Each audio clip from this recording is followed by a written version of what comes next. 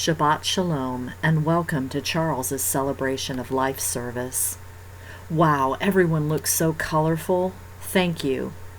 I'm so glad no one forgot to bring their sense of humor. Laughter is the best medicine, and Charles would have it no other way. I will attempt to deliver my message in what I hope to be my best Irma Bombekian style. You see, I grew up reading those literary classics like, "If life's a bowl of cherries, why am I living in the pits?" and "The grass is always greener over the septic tank." Thank you from the bottom of my and Charles's heart for all the prayers, love, and what can we do's we received during his illness and since his passing. Words just cannot express my gratitude. I thank the church and its members for the unending support, and for everyone, family and friends, involved in helping this service happen today, and for everyone coming. I will try to enlist those offers of help where and when I need. Initially, I think it will need to be a lesson in Lawn Equipment 201. I tested out of 101, which is essentially knowing what and where all the tools are in the shop. And rumor has it, the class on 2-cycle oil is a toughie. I want this service to be different than any other. What else would you expect from an aging hippie, last year baby boomer? Please enjoy what I pray is a memorable service that is only deserving of a wonderful son, cousin, friend, and my soulmate and husband. Charles's battle this past year was nothing short of courageous. And to say that in June we slammed into a brick wall at 150 miles an hour is an understatement. Charles could never grasp that his first ever surgery at age 54 would result in a stage 4 metastatic cancer diagnosis. For a man who rarely took a Tylenol, the idea of relenting to a bunch of unknowns in the world of medicine was huge. He always stated that doctors only practice medicine, and none of them really know a damn thing about anything. That none of the current treatment options were able to help his aggressive melanoma was devastating as he attempted one thing after another that was laid out before him. I pray for the research taking place for this dreaded beast of a disease, and it was never lost on me that the melanoma ribbon color is black. I know we all agree that it is unfortunate this awesome man was struck down at such a young age. And still tragically, there are tens of thousands continuing to fight melanoma each day. I pray there will be a cure for them soon. Charles Douglas Ross, Jr. was born on January 3, 1964, in Dalton, Georgia, on what was the snowiest January in Dalton history. He grew up for a time in Athens until his parents, Marilyn and Doug Sr., were divorced when he was about 2. Charles was a precocious, cute, tow-headed blonde. One of the funniest stories he ever told me was when he was 3 or 4. His mom, Marilyn, was shopping inside a fabric store in Athens. Charles had stayed outside. We don't do that anymore. And at one point, a man came into the store and asked, "Does anyone have a little boy outside?" It seems Charles had jumped onto the hood of Marilyn's Studebaker and was using the antenna as a microphone to auction off her car. When Charles was 7, Marilyn met and married Harry Burke, and the three would move to a home south of Atlanta. Soon afterward, however, Harry relocated his embossing business, and they moved to an up-and-coming Atlanta suburb called Marietta, into a house in a development called Lake Fjord, located off Johnson's Ferry Road. This is where Charles would grow up an only child, enjoying the finer things attending lots of Marilyn's soirees and living the swimming pool life until he finished high school. Harry loves telling the story of when he and Marilyn were sitting out on the pool deck one evening and watched as Charles shimmied down the drain pipe to sneak out of the house because he didn't want to set off the alarm. He loved his mom Marilyn, and she taught him to be upstanding and respectful, and he always looked handsome and snappy in those suits and tuxes for many parties and dances. Marilyn was from Dalton, and the extended family still lives there and are here today. So many memories were built there with his grandparents Otto and Lillian, his Aunt Brenda and cousins Michelle and Marianne, who were really like sisters to their cousin, everyone called Chuck. And now with their families, the closeness continues, for which I'm grateful to be a part. Charles loved hanging out at the Big Green Egg with Brad during cookouts and was always so proud of his younger cousins, Eldon, Riley Ann, and Ian, enjoying hearing about where their lives were taking them. Stepdad Harry was from Wren's, Georgia, and the family made many trips there. Charles spoke fondly of those visits walking through the country, woods, and farm fields, digging and finding arrowheads which he displayed at the house, along with his excessive fixation of rocks he gathered from every place he ever visited. As well, Harry, he always credited you with showing him how to tinker and fix things, a skill he used so often to tear apart tools and put them back together in working order. I was so impressed when one time he replaced the heating element in our electric stove and took apart and fixed our newfangled washer when it gushed water onto the floor.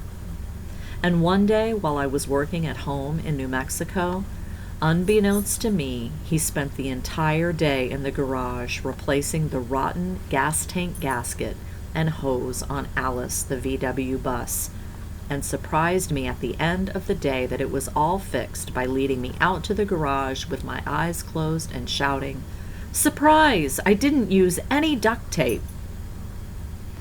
Charles was crazy about music, always saying the world would have collapsed in on itself ages ago if we didn't have it. At an early age, he begged Mom and Harry for a drum set, finding that beating pots and pans, and probably Tupperware, just wasn't cutting it anymore. But alas, over and over they said no, and Charles stated in jest more times than we could count that he'd missed his calling by not getting that set at an early age. He could have been a contender, the next John Bonham or Neil Peart if given the chance. So, in 2015, at age 51, marching to his own tune, he found a set of vintage 74 Slingerlands advertised on Albuquerque's Craigslist. And while others were grilling and thinking of fireworks, we were driving into town on July 4th to buy them and pack them home. He spent the next 4 years relentlessly tuning them. Marilyn and Harry did, however, buy him an electric guitar, the trade-off in an outlandish noise I never logically reconciled. But I'm telling you, Charles could shred the guitar. I always just stared in amazement when he played. He did not read music, and he played and tuned by ear. Harry once offered to buy him an expensive Marshall Stack amp if he would just cut his hair. Not a second went by for Charles to come back with an emphatic "No way!" He bought his own Fender amp years later. Charles was a massive fan of classic rock like Boston, Rush, Styx, Zeppelin, Frampton, Journey, Eagles, and loved the blues and jazz and on, just way too many to list. He would sit and study Steve Vai and Joe Bonamassa videos like a complete nerd. I never understood how he could watch the same video over and over. And when I would comment during some songs, "Wow, the lyrics to that song are pretty terrible," he would say, "I'm not listening to them. I'm deconstructing the guitar chords and drum beat." I always chuckled because he had this tick whenever he played the drums or guitar, a kind of wiggling his head side to side to fling what hair did reach his collar. I noticed he still did it, even when he didn't have any hair. Growing up, he attended concerts like crazy, from Willie to the Scorpions, and framed every ticket from every show. It just wasn't the same when you didn't get a ticket from Ticketmaster. He also affectionately dubbed himself Sammy Hagar's brother from another mother. Charles was a Boy Scout, but quit after some punks short-sheeted his bed at camp. Homie don't play that. He also did the sports thing, playing baseball from a tot and football in high school. He never blamed his arthritic bone-on-bone right knee for any spectacular football plays, but that knee hindered him for a long time and might just have cost us a small fortune in glucosamine. He graduated from Walton High School in Marietta in 1982. He was a member of Peachtree Presbyterian and was active in youth group, playing with the youth band and attending many trips, especially the skiing ones. After graduation, he ran away from home to Austin, Texas. He always said Texas after Austin, like there's another one somewhere we don't know about. There, he reconnected with his biological dad and for a couple of years sowed his wild oats, for which he had much success.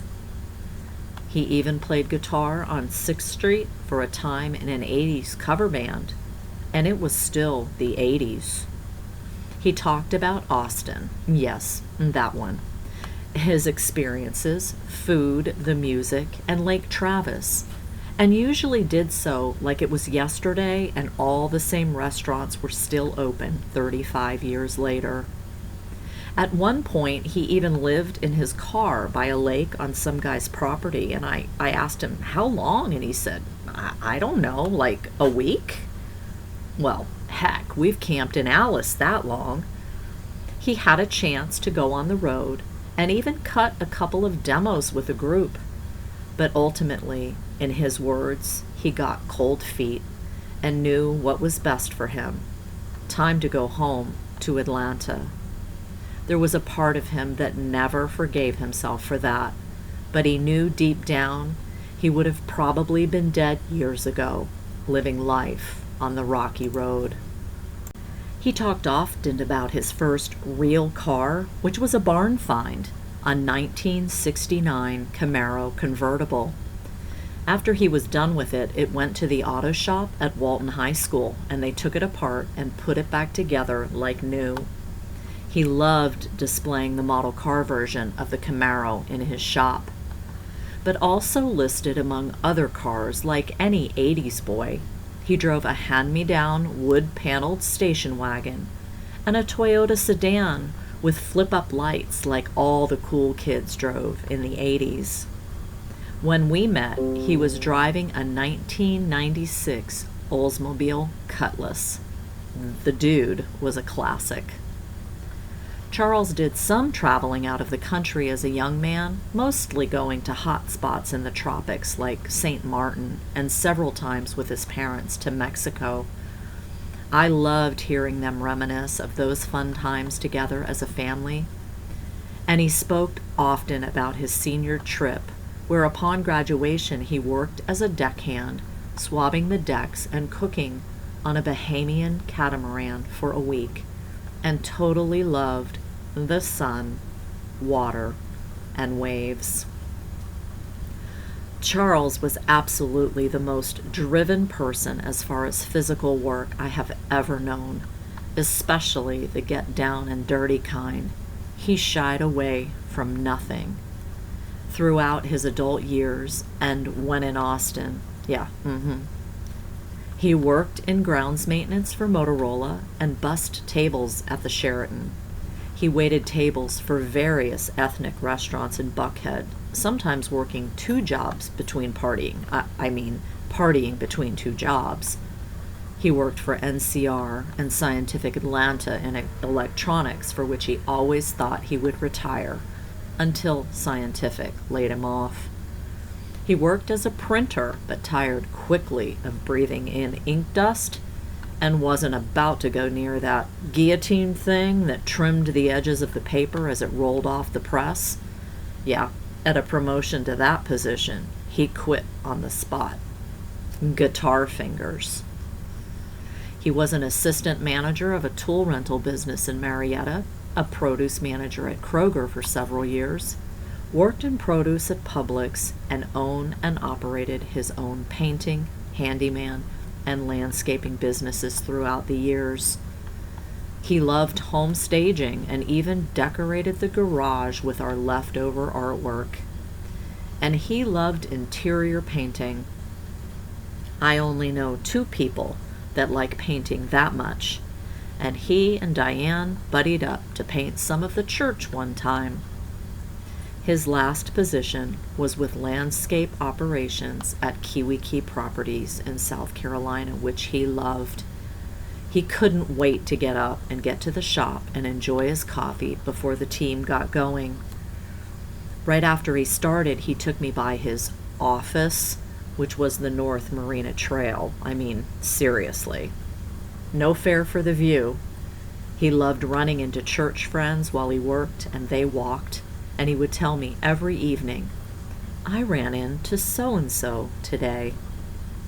He loved the job and was even voted Employee of the Month after 5 months on the job in 2017. Having to leave absolutely broke his heart, and he talked so often and told many, "I have to get better and get back to my routine." Even after a long day at his office, he would come home and start over, trimming, mowing, blowing, cleaning, repairing. If there was daylight, there was still time, and there wasn't a lawn tool that he didn't love. I took a video of him one time driving the riding mower through a backyard like he was on a bucking bronco, and he even had to ditch it once while learning to navigate part of the yard that is at a 45-degree angle. He thrived on work and never sat down. While in New Mexico, he single-handedly laid 3 pallets of pavers for my cousin Renee and landscaped her yard with a beautiful patio. She could never get good help until Charles showed up, and she says how she's reminded of him every time she leaves her house. Charles loved to cook and was a grill master. When we first met, our favorite place together was hanging out in the kitchen, cooking, listening to the turntable with a glass of wine or a beer, lots of togetherness and trying to reconcile the fall of Adam and Eve. More about that later. We loved creating dishes, but were mostly satisfied with the same 8 menu items, which usually consisted of something rolled into a tortilla covered in sour cream and sriracha. It was just about being together after a long day. I very much missed his presence in the kitchen and his excitement of prepping and cooking after he got sick. Charles and I met in August 2011. I had been divorced for 2 years, and we both played the online dating game and met on a site called Plenty of Fish. Though there were a ton of unclean bottom feeders there, to which my friends Gina and Krista can attest I dated a couple. Charles would get me laughing when he talked about the day he went fishing and caught me. Well, the picture of Alice, the VW, on my profile had a lot to do with the attraction. I had just bought Alice about a month before and was camping by myself at Lake Lanier when I got an email from Charles saying, "Hi." We arranged and had our first date over fish tacos on the patio at Taco Mac on August 11th. We went through the requisite niceties of conversation. I was working 70 hours a week in human resources and had no life. He was in between jobs and had no money. Then I asked that fateful but important question. Do you have a rap sheet or anyone buried in your basement? Wait, not that. I said, tell me about your most favorite vacation you ever took. Without hesitation, he started to tell me about a ski trip he made from Austin, Texas, in case you forgot, to Taos, New Mexico in 1986. Uh-oh. He couldn't have known New Mexico is absolutely my favorite place in the whole world. We soon discovered our shared love of Native American art, jewelry, culture, music, and the desert Southwest. After dinner, I invited him over to see my etchings, and he showed off playing my son's acoustic guitar and met Sammy, the schnoodle. You absolutely know someone is worthy when your dog likes them. They hit it off instantly, and she was forever called Samster, the hamster. Then I asked him what was his birthday. January 3rd. Uh-oh. Mine is January 4th, same year, 1964, though I was born halfway around the world in Hawaii. We both graduated in 1982 and just clicked on everything 80s. Well, except the elevated importance given to hair band music. He was a little bit Def Leppard, and I was a little bit Joan Jett. I'll never forget he had left that night, and the next morning I saw that he had left his sunglasses on my coffee table. I immediately went into after the first date protocol action. Oh my God, what do I do? Am I allowed to call him? Do I have to wait the requisite 72 hours before next contact? Wait for him to realize and call me and then act nonchalant? I texted my best girl, Krista, for advice. She said adamantly, don't call. Wait for it. You'll seem desperate. Phooey, I ignored her. I emailed him and he said, just put them in your mailbox and I'll swing by and get them later. A couple of days went by and I didn't hear from him, and the sunglasses were gone. He probably wasn't interested. I had tickets to a concert at Chastain the next weekend, and the girlfriend going with me backed out the Thursday before. I called Charles and invited him. He said yes. I had found his kryptonite. We drove Alice down early and parked right outside the entrance, and boy, did we have fun. Everyone stopped to say hi and tailgate. We always found it easy to meet people and make connections. Have you ever said something off the cuff quirky and said, that's a good name for a band? You will now, and you're welcome. We joked so often about what we would name our band when we formed one. Well, two guys had stopped by to chat, and upon leaving, I asked them their names. One guy's name was Roman, and I realized Roman had left his drink koozie sitting on Alice's bumper. Roman's Koozie. Why, of course, our very first band name. And I still have the koozie in a kitchen drawer. The best part of the night was we had fourth row seats for the show, which I didn't know I had, and he thought that was the bomb diggity and that I was really groovy. Inseparable after that, he proposed to me a year later in September 2012 during a camping trip at the edge of Lake Lanier. In October, we took an amazing trip to Puerto Rico and just made the best memories traveling around the island. We reminisced often of secluded Zoni Beach on the island of Culebra, where we got caught in a torrential, blackout Caribbean storm that lasted 30 solid minutes, and we had to run for cover. We collected sea glass, and I got bed bugs at the hotel in San Juan. Memories. We were married on April 27th, 2013 in Marietta at his parents' townhouse, in a beautiful, cozy ceremony. Our getaway car was Alice, of course, and it was so hysterical when we went to drive off, and she wouldn't start. A little tinkering, and Charles's crack showing as he bent over the engine compartment. Short delay, and chug, chug, off we went. So funny, and I looked back at those pictures of the family standing in the parking lot, first doing the wave, then taking a break, and then raising crossed fingers as we tried again. We, of course, had decided to go to New Mexico for our honeymoon. It was just the best trip, and we loved it. All over Albuquerque, Santa Fe, and Taos, I was able to show him around, having spent so many years visiting family there. Sidebar. Prior to that, we had a little mishap in Alice over a real rainy camping weekend, and I busted her turn signal right off the steering column. Don't ask. We nearly ended up in a ditch on the side of Route 24 in Townville as I was trying to pull into the parking lot of the Little Church of God.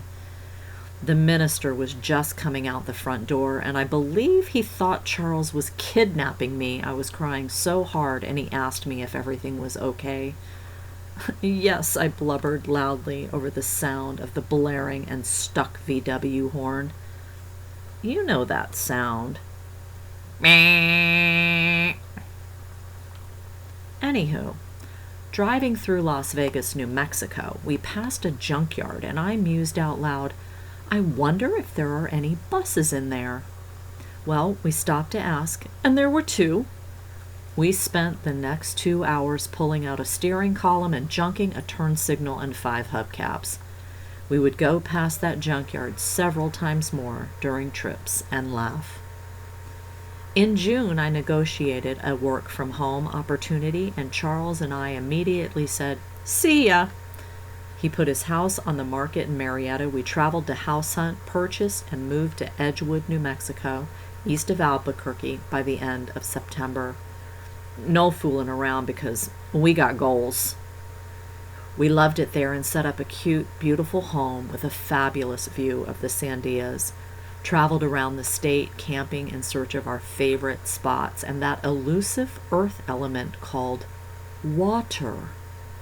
Running day trips, renewing relationships with long-lost family, hunting for antiques and turquoise jewelry, and more. We had so much fun traveling in Alice through the mountains and countryside and met all kinds of people. Alice is a magnet, but maybe we were too. Charles's love of snow was crazy, and he'd never really seen a lot at one time in Georgia. When we got our first 11 inches at once, he was a kid in a candy store. Shoveling and measuring, he stayed out in it all day. We found several times to four-wheel and had an especially crazy trek up to 11,000 feet at the top of the Sandias one time with my kids. Me driving all the way up in about 2.5 or 3 feet of snow. In 2015, we were invited to participate in the church's Eleuthera, Bahamas mission trip. What a great time, and Charles absolutely loved it. We reminisced with friends during their visit to hospice about how Charles came back after the first long, hot day and informed me the cold Kalik Bahamian beer after working was a real treat. He said, "I think I'm gonna like this." And I'm thinking, wait, what kind of mission trip is this? Who would know that a few of us ended up at a karaoke bar on the last night with me singing Hotel California for the Eleutheran natives? But I digress. Charles was in his element on the grounds of CTI, chopping away at the banyan trees, covered in sap and overall sweating away for One Eleuthera's Foundation's cause. So much so, just about all he wore afterwards were the 3 Eleuthera t-shirts he came home with. I seriously had to ask him more times than I can count to please put on another shirt. Well, he went on to his last day wearing his Eleuthera t-shirt. In March 2016, my parents took the family, all 10 of us, to Malaga, Spain for a week. What an awesome trip!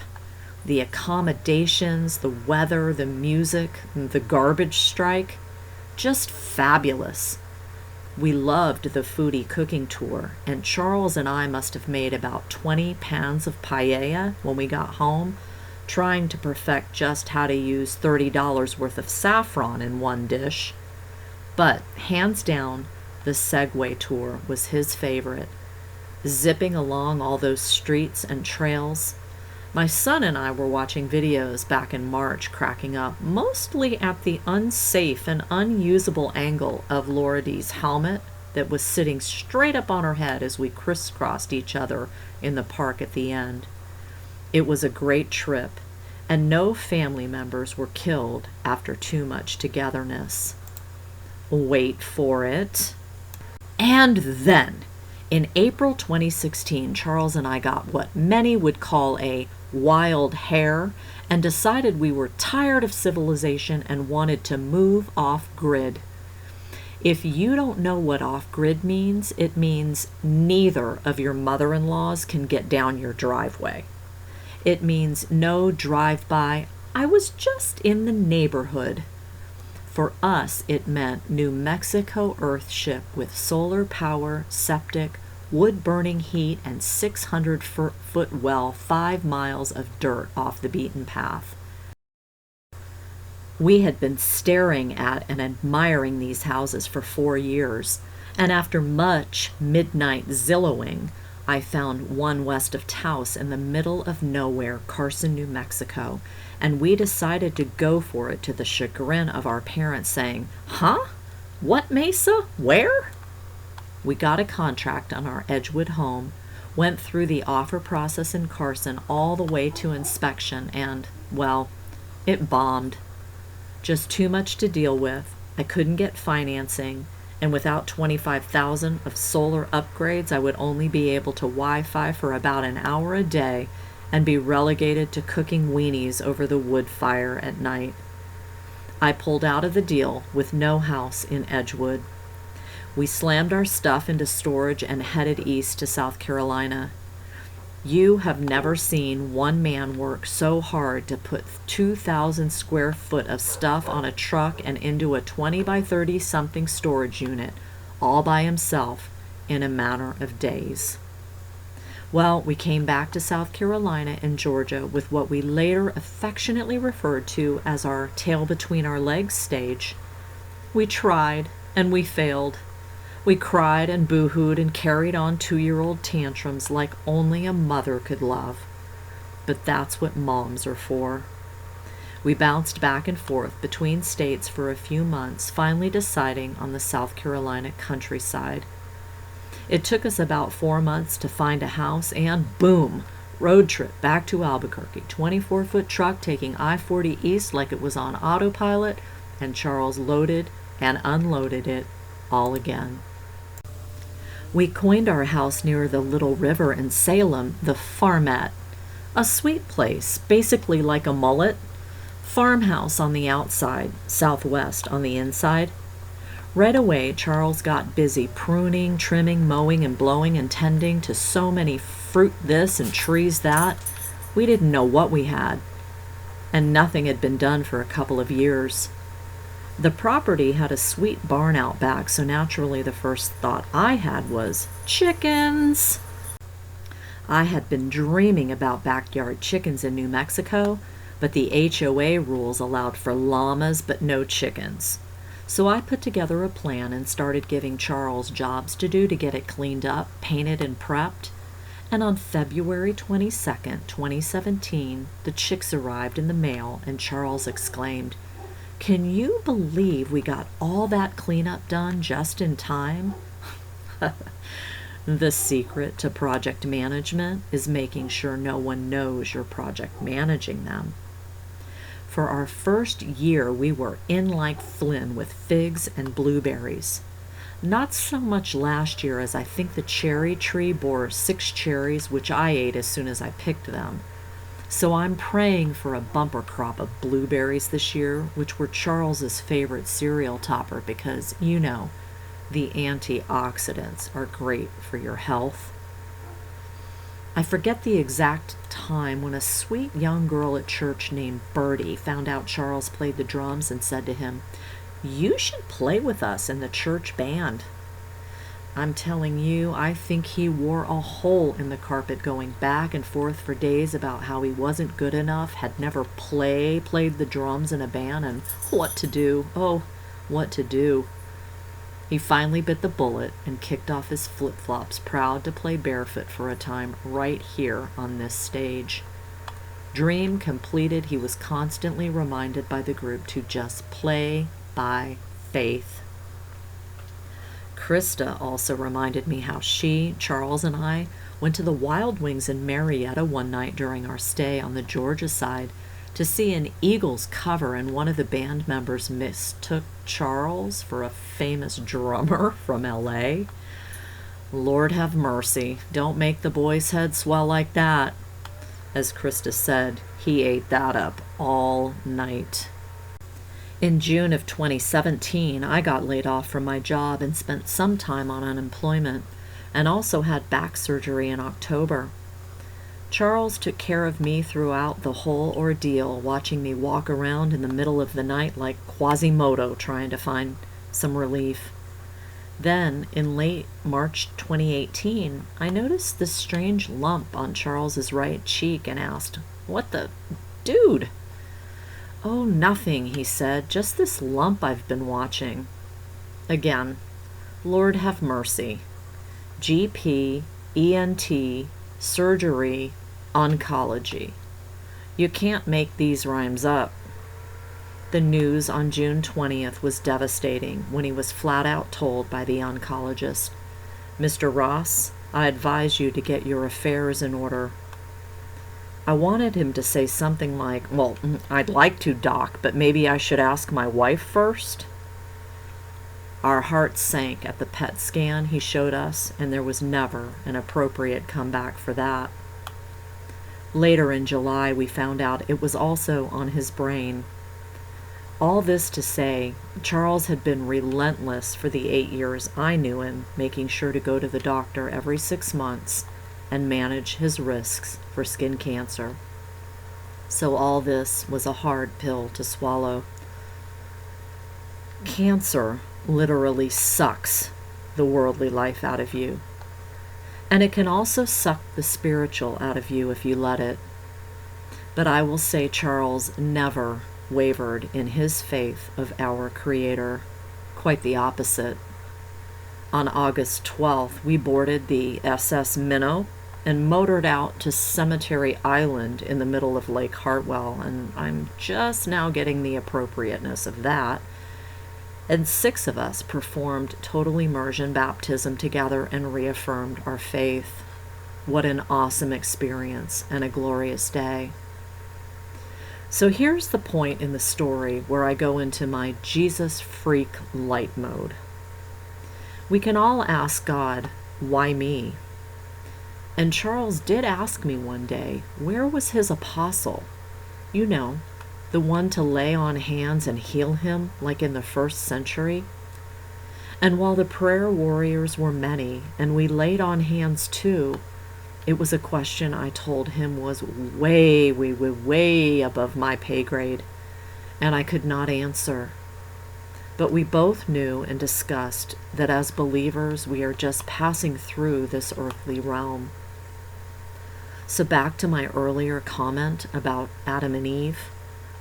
Charles and I never, and I am not exaggerating, never sat at the dinner table wherein he didn't just go off about the fall of man. Every night it was always back to the garden. He had such a heart for trying to reconcile. Why, Adam? Why? And Eve, what? Really? A sneaky serpent with a piece of fruit and a really bad promise? Remember? Eat it, and surely you will not die. Afterward, I'd say God performed what was likely the first ever shaking my head. All was supposed to be perfect at creation, but God declared the end from the beginning, not only for creation, but for each of us. From the very first skins God provided to cover Adam and Eve's sin, He's been providing atonement cover for us, as all the scriptures teach, culminating in the final blood atonement of Jesus, the way, the truth, and the life. As it is written in 1 Corinthians 15:55, "O death, where is thy sting? O grave, where is thy victory?" Our journeys on earth are not from life to death, but from death to eternal life. Charles and I prayed every day at every meal and each night for everyone who were connected to him or me. He would say, for their health and healing of mind, body, and soul. On the Sunday before he passed, his mom and I had the privilege of praying with him his final Lord's Prayer, and then he reached out for my hand and told me, "I'm ready." This meant to me he had seen, reached, and touched everyone he needed to see, reach, and touch. He now needed peace, shalom. He took his last breath on Monday, March 4th. 2019. I could go on for hours with stories, like the camping trip incident when he said, "Hey, watch this." You know, those never go well. And it didn't. And the family, you could too, as you all have so many other memories of Charles, of Chuck. And you, friends, have your own memories of personal conversations and encounters. Please don't let them go. Remember him always. Dear Charles, we did it. We lived a lifetime together in 8 years. And until our resurrection on that last great day, I love you today and always. Shabbat Shalom. Rest in peace.